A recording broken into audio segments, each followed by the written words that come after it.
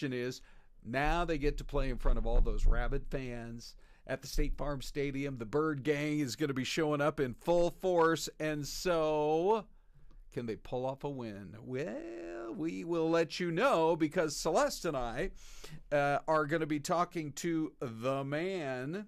Yes, I am talking about the one and only Richard Sines, who will be joining us in just a few minutes.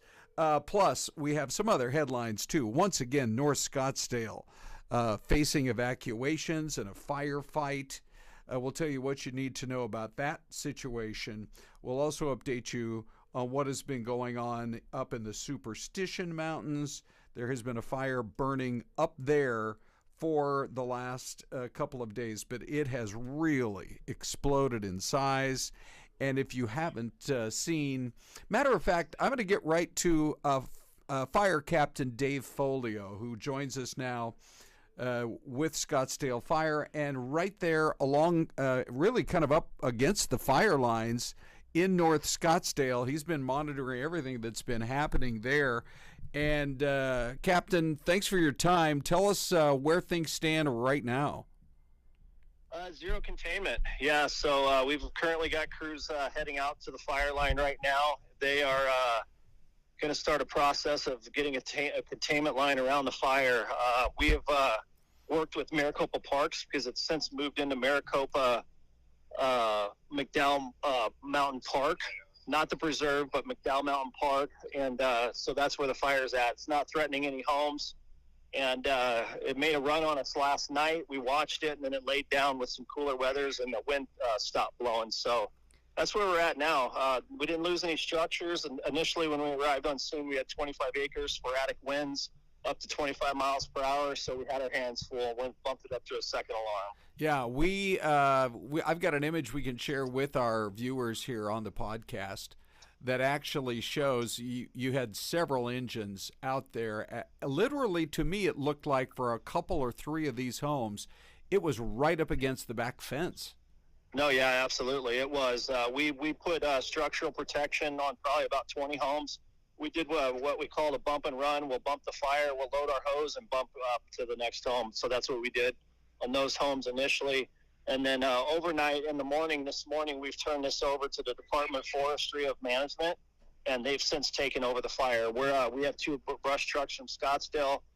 Rio Verde's helping assist them because there's so many fires right now, and the resources are so limited. So we're making our way back to the fire actually right now. I know it's very early. Do we have any indication? I don't recall any lightning in the last couple of days. Does it look like this quite likely might be human-caused? Yes, it does look like it is human-caused. Yeah, it's just... Yep, and actually investigators are on the scene right now and right? at the point of origin and trying to decide what caused the fire. Yeah, I don't think these are going to stop until we actually start to get some prosecutions once they're able to figure out. But that's a conversation for another day. Just in terms of what happened late yesterday and overnight, my understanding is there was a slurry line that they were trying to establish, but with the winds being as unpredictable as they were, it jumped that line. Now, is that correct? That is correct, yes. And actually that first slurry that showed up was from Albuquerque, so that took 2 hours. And he just happened to be, they diverted that load to come to us, and they tried to link that in with a wash, which, like you said, the winds were so sporadic it jumped the fire line. I know you're literally walking right out toward the fire line right now. Can you just give us a visual? What are you seeing? What's the plan of attack for today? Well, so we've got 4 or 5 brush trucks. We've got an engine heading that way, and then we've also got a command team set up. We've just had a Yuma hotshot crew show up, and then we've also got hand crews on it from Phoenix Department of Forestry and Arizona State Fires assisting us. So I don't want to jinx this thing, but looking to where we're heading right now, we're not seeing a lot of smoke production, but like I said, I don't even want to say that because it's going to be warming up here, and we're going to be getting some winds that we know about, and we're just hoping for some higher relative humidity this afternoon. Yeah, that would be anytime Mother Nature can help. That's a good thing for sure.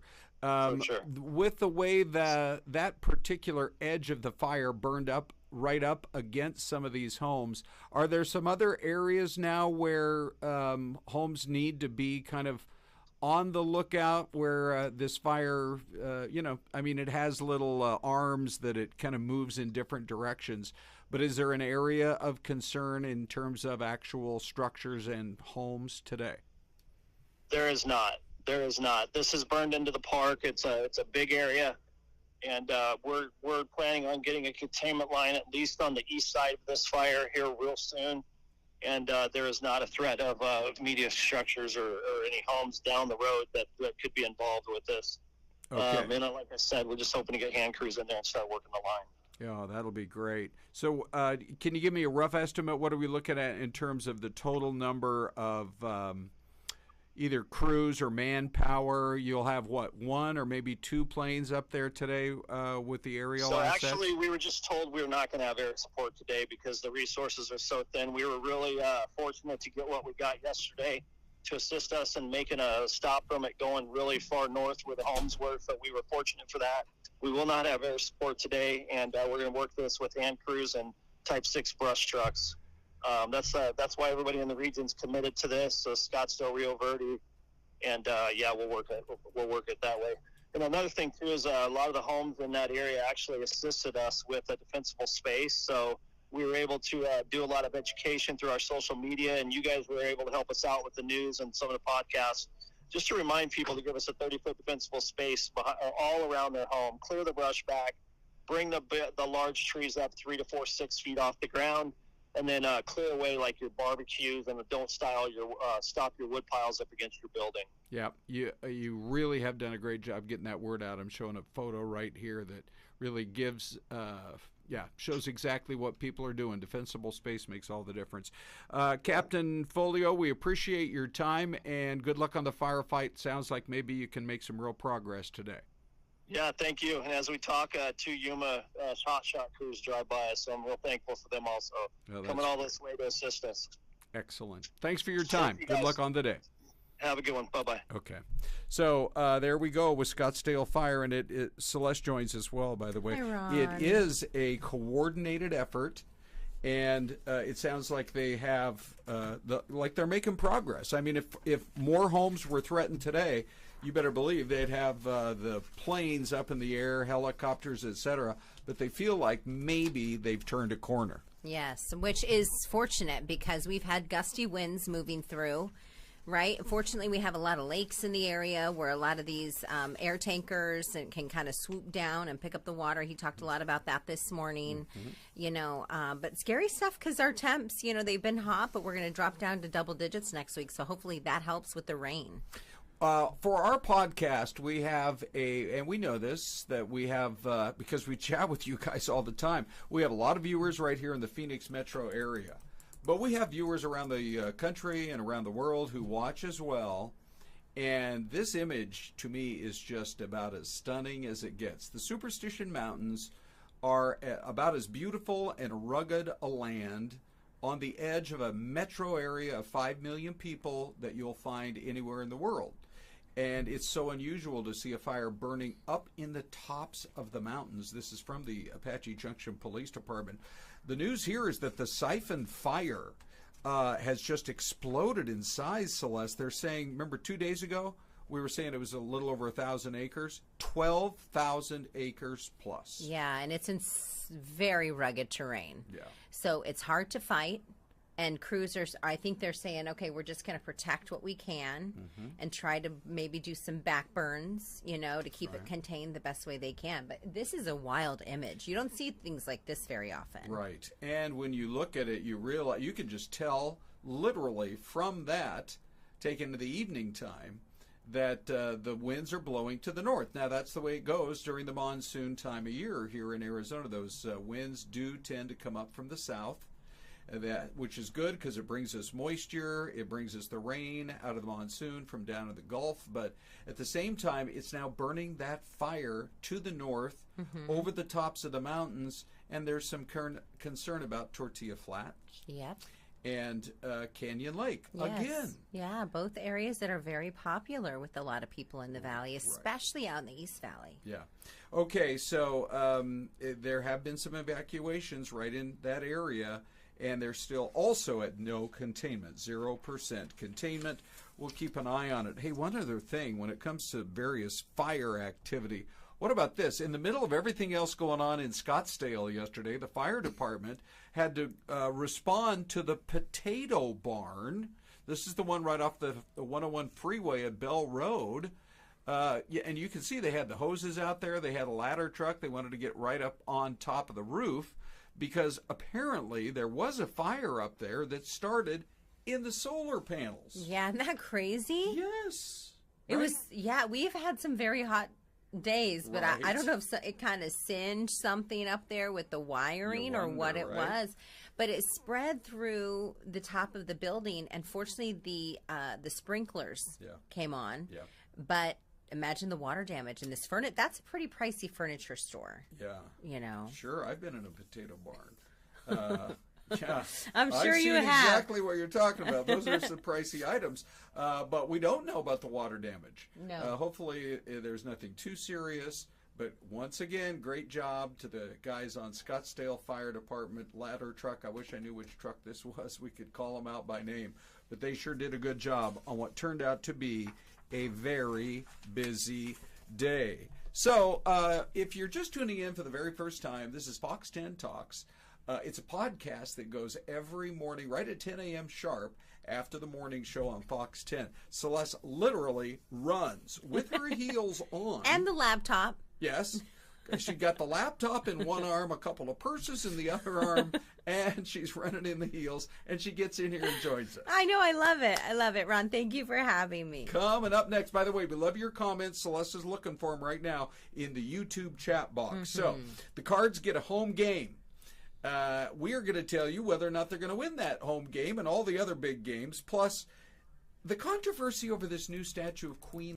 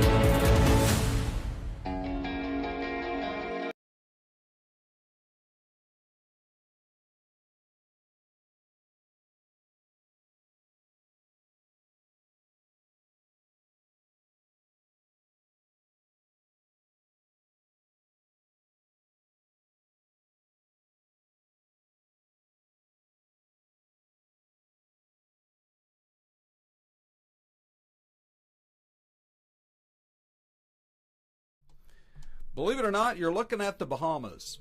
And that seems to be a pretty nice life for the people who've got either the folks who've got those homes on the water or that guy out there fishing already this morning. Looks like a scene out of The Notebook, Ron. That's what this looks like. Yeah, doesn't it? Look at that White House just directly left of that palm tree. Yeah, sure. I mean, imagine just like this was your summer house. Yes, right. You know, you just pop on in and you had your chef already prepare the meal. And Sure. This is your life, Ron. Yeah. But even if you were a multimillionaire, why would you need a chef when I'm sure you got a Domino's right down the road? I'm going, right? Hey, $6.99, any size, one topping.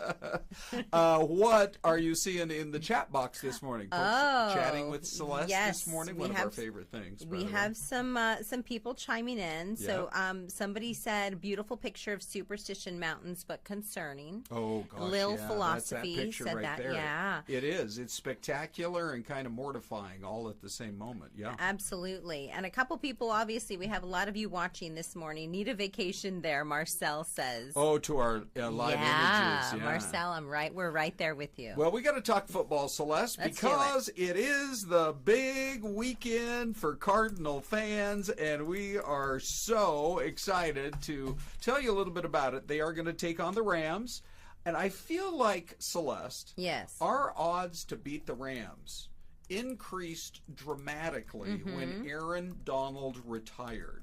That guy on the defensive line was a one-man wrecking crew. Yes. Right? Yes. Yeah. So we're ready to go. We're revving up here. We are revving up. And guess what? The game's on Fox. It's at 1.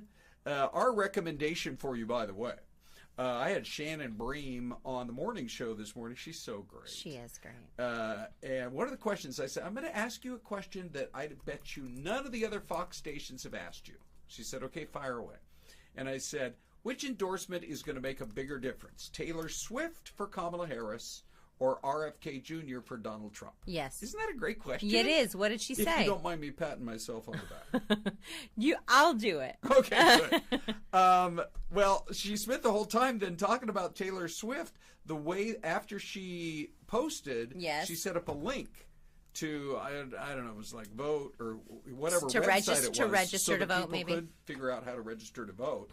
And she said they literally got tens and tens of thousands of hits to that website.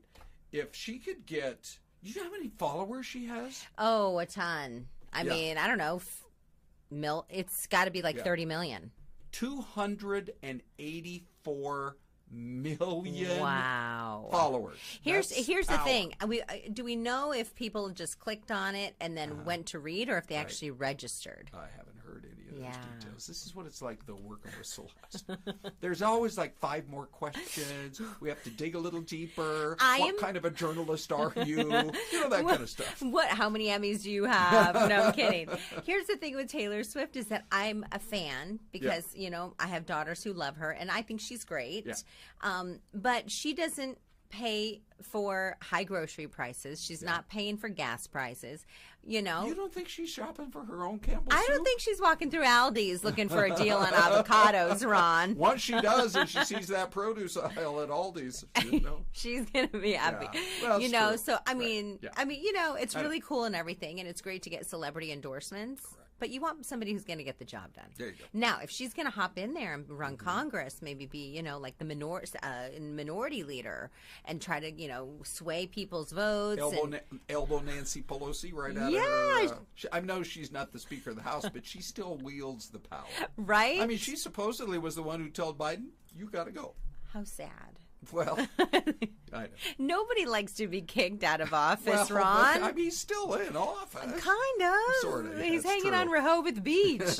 All right. Anyway, let's get going with the football chat because we have, by the way, we're standing by hoping for a chance to chat a little bit with Richard. But while we wait, we can tell you this. There he is. Stand by, Richard. Here are his picks for the college games for this weekend. You've got Alabama at Wisconsin. I'm fascinated because Alabama, I don't think they ever really leave the South to play a road game and to go all the way practically to Canada. They're going to be all discombobulated. It's the big Fox game tomorrow morning, 9 a.m. on Fox 10. Bama versus Wisconsin. It would be the biggest win for the Badgers in, I don't know, 10 or 15, 20 years, maybe since the last time they went to the Rose Bowl. Arkansas State, he's got Michigan bouncing back and winning that one. And Ball State, he has Miami. A lot of people like Miami as a playoff team. He's got them winning that one. So that's Richard. Now, when it comes to my picks in the college game, LSU at South Carolina. You know, my grandkids live there in South Carolina. And I don't know if they're going to go to one of those local college live broadcasts in the morning or not. Or even if they're going to go to the game, I just know this. It should be a pretty good game in the SEC, but I'm fascinated. I cannot wait for, 5 o'clock tonight? Yes. Arizona to take on Kansas State. I might shock you, Celeste. I'm picking Kansas State to beat the Cats. Are you really? Yeah. Well, the problem is that Why Arizona is that? they have a great quarterback, great receiver, but their defense is very suspect. Yeah. And it's in Kansas. And that is going to be a sold-out stadium, fired up. It's Friday night on Fox 10. Fox is broadcasting that game across the nation, and it's just going to be a very tough environment. I also like the Washington Huskies. I don't know if this will surprise you. Okay. To beat the Washington State Cougars in the Apple Cup. It's not going to be at Husky Stadium. They're playing it downtown at the Seahawks Stadium. Oh, how fun. That does not surprise me. Huskies, man. But the Cougars are really good this year, so it actually could be one of those games where it goes down to the final play of the game. Who do you like this weekend? Okay, Ron, you ready for this? Yep. So Alabama versus Wisconsin. I'm going to go with Wisconsin. Upset special. Yep, exactly. Love it. Oregon versus Oregon State. I'm going to go Oregon State. You know what? I'm going to go with the Beavers on this one. I know the line favors the Ducks by about 14 points, but it's a sold-out stadium. Yeah. The Beavers are not very happy with the Ducks. They blame them kind of for getting booted out of the old Pac-12. Yes. And then you also like Georgia to beat Kentucky. That's a road game. Yes. So I like that. Georgia's amazing. And I have to give a quick shout-out to Marcel Blessed because she said I got Wisconsin. Oh, yeah, so her and I are on that. Thank you, Marcel. Our chat box is off the hook right now. Yeah, so good. Thank you all for sharing. Yeah, I know there's some upsets that I'm thinking for this weekend. Yeah, good. But they're going to be good games. Good for you. All right, so then let's go look at the next one. Richard has the Eagles beating the Falcons, Lamar and the Ravens beating the Raiders, and he has Detroit. A lot of people like them to beat the Tampa Bay Bucks. Here is Celeste when it comes to the pro ranks. What do you got? I'm going to go with New England. No, did I go with Seattle? You did. Yeah, I went with Seattle on You're this shocking one. even yourself. Well, I saw the red on there, and I was like, hold on a second. Yeah. Can we just say thank you to Jeff Haggerty, who helped create some of these graphics? I love the foot. Do you see me up in the top right corner? Oh, my goodness. Celeste, that is amazing. This is the first time I'm seeing that. And that is your hair exactly. I've never seen it so better portrayed. I need to put this on my fantasy team here. Real quick, we're going to do your last two. Okay, so and then I'm going to go Colts on this one, and I'm going to go Ravens and Ravens. I like that too. The Ravens, they are really good. They almost beat the Kansas City Chiefs. And then I've got, here we go. So let's go ahead, take your photo, see if I care. Here we go with Hooners picks. And so I like the Niners to go to Minnesota, as good as the Vikings look right now, and beat them.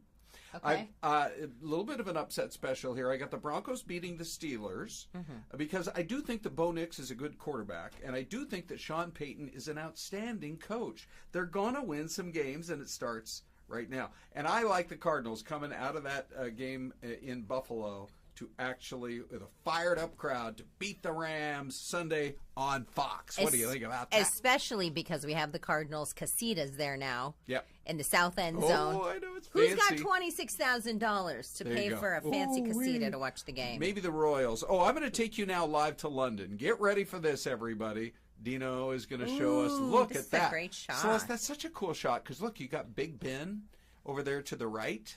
Jong, jong. Wow. Can you imagine hearing the chimes of Big Ben every hour? Hello. Hello. Anyway, here's where we're talking about London. There's some upset people having to do with this statue of the Queen. What? Now, they say it looks more like Mrs. Doubtfire than Queen Elizabeth. But she's in her Scottish tartan. She's got her corgis next to her. True, her face looks a little, what would you say, youngish, maybe? Yeah, she looks at peace. She looks at peace. Yeah, That's I like true. that. We have to show all love and respect to the Queen. I didn't think it was that bad. And by the way, she gets to have Prince Philip right next to her on this statue. So anyway, there's been some social media upset about it.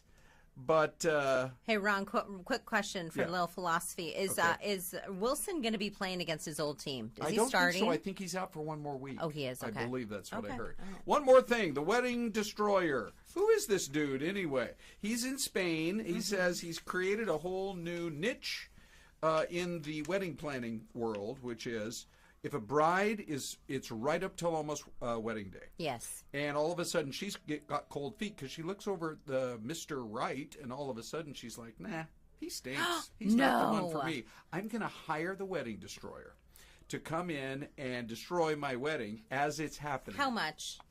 500 euros. It's in Spain. 500 euros. Mm-hmm. And I don't. Yeah, no, I think that's it. So $750. So he says he's booked mostly through the end of the year. So it's kind of like a new type of runaway bride. You know, I mean, Yeah, instead it's of true. running, she hires this person and they come in. I mean, I guess everybody's got to make a dime. Everybody's got to make a dollar. Yeah. All right, let's go to the mystery cam because it's almost time for us to say our goodbyes, everybody. Mystery cam today. Oh, that's a beautiful little valley. Wow. But where is it? Oh, I meant to show this picture earlier, but we only have a minute left. If you guys want to guess in the chat box, we'll look at it for sure. So where would it be mountainous like that in a pretty little valley? Kind of a nice calm day. I'm gonna go like something up. What's north of North Carolina? Virginia. Okay, I'll go. Virginia? West. Mountains. Yeah, West Virginia. West Virginia. Ooh, I drove through there a few weeks ago. That is one beautiful state. I'm going to go Ohio, which is right next door. Let's see if we at least got the right part of the world. Oh, we did not. Really? Texas. Kerrville, Texas. I wonder where this is. Well, we're going to have to go look it up. It's obviously not way out there in the west around El Paso because that's deserty. Yeah, and this is green. It's kind of pretty. And hilly. So we have to say our goodbyes. Celeste, you want to or no? Well, is that a trick question, Ron? We will see y'all on Monday, though. Thanks for hanging.